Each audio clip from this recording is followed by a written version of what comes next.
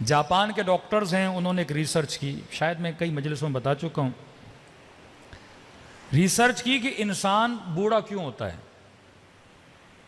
असलन बुढ़ापे का वजह क्या, बुढ़ापे का रीज़न क्या है।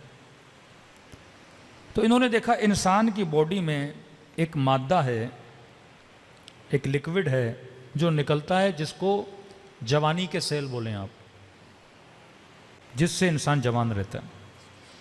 अब बोलते हैं 34-35 ईयर के बाद वो बनना ख़त्म हो जाता है, यानी 35 साल तक या 40 साल तक वो बनता रहता है, और क्योंकि बनता रहता है इंसान जवान रहता है। अब वो बनना ख़त्म हो जाता है, जैसे वो बनना ख़त्म हो जाता है इंसान बूढ़ा होना शुरू हो जाता है, बाल सफ़ेद होना शुरू हो जाते हैं, खाल पे झुर्रियाँ आना शुरू हो जाती हैं, घुटनों में तकलीफ़ होना शुरू हो जाती है। तो अगर इमाम ज़माना आज तक ज़िंदा हैं तो मेडिकली कोई रीज़न है ना। अल्लाह जो भी करता है असबाब के ज़रिए करता है ना। हमारा वो मटीरियल और मादा ख़त्म हो जाता है, मौला का ख़त्म ही नहीं हो रहा। तो मौला अभी तक क्या है, जवान है। खुदा जिसे चाहे 1000 साल हज़रत नूह को ज़िंदगी दी, भाई नूह कैसे ज़िंदा रहे, आज 120 साल ही बंदा ज़िंदा नहीं रह सकता। तो वो चीज़ हज़रत नूह के बॉडी में थी, मुदाम बन रही थी, जिससे हज़रत नूह क्या रह रहे थे, जवान रह रहे थे। अब इन्होंने कहा कि हम देखें कि ये मादा किस चीज़ से बनता है, ताकि हम कोई दवाई बनाएं, कोई टैबलेट बनाएं, कोई गोली बनाएं, कि अगर ऑटोमेटिकली नहीं बन रहा, हम बाहर से इंसान के पेट में डालें और जिससे इंसान क्या रहे, जवान रहे। हज़ारों पौधों पे इन्होंने रिसर्च की कि वाकई ये किस चीज़ से बनता है, कैसे बनता है। तो कहते हैं हज़ारों पौधों पे रिसर्च करने के बाद ये एक नतीजे पे पहुंचे कि ये मादा 2 फलों में पाया जाता है। एक फल है ओलिव, एक फल है इंजीर, हाँ? का इन दोनों में पाया जाता है, और ये दोनों जवान रहने के फल हैं। बंदा अगर जवान रहना चाहता है तो ये फल खाए।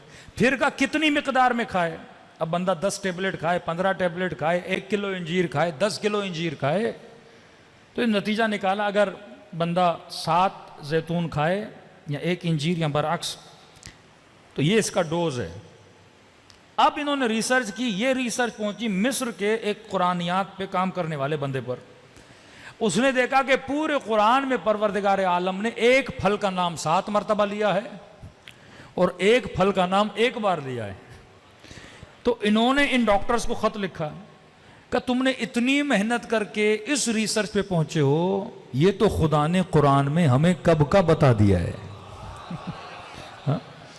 इन फलों की खुदा ने, अब मैंने ये पढ़ा और फौरन पढ़ने के बाद मेरे जहन में रसूल खुदा की हदीस आ गई कि इन्नल हसन वल हुसैन सैयदा शबाबे अहले जन्नत, हसन हुसैन जन्नत के जवानों के सरदार हैं। का जो दुनिया में हसन हुसैन को मानेगा वो जन्नत में जवान रहेगा, जो इनके नामों वाले फल खाएगा वो दुनिया में जवान रहेगा।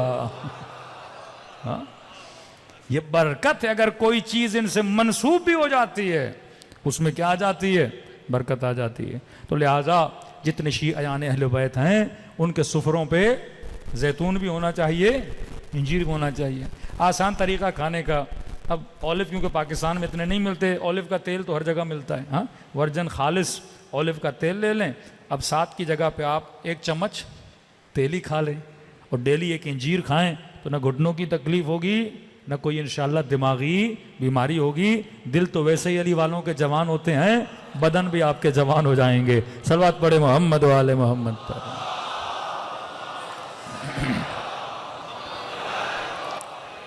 मोहम्मद वज्जिल फरजम। और दूसरा, जैतून के बहुत फ़वाइद हैं। एक फ़ायदा ये भी है कि बाज़ लोगों को कुछ असरात होते हैं, हाँ? अक्सर रिवायात में मिलता है कि शैतान जब वसवसा करता है तो इंसान के, फरमाते हैं, तुम्हारे वजूद में ऐसे दौड़ता है जैसे तुम्हारी रगों में खून दौड़ता है। ये वसवास ऐसे नहीं आते, नज़र बद, वसवास, कोई असर, कोई मुख्तलिफ चीज़ें होती हैं। तो फरमाते जो बंदा जैतून का तेल खाता है उसके अंदर से ये असरात क्या हो जाते हैं, ख़त्म हो जाते हैं। तो वाक़यान हर वो चीज़ जो मनसूब अहले बैत अलैहिस्सलातु वस्सलाम से, उसमें दुनिया भी बनती है, आखिरत भी बनती है। सल्लल्लाहु अलैहि मोहम्मद व आले मोहम्मद।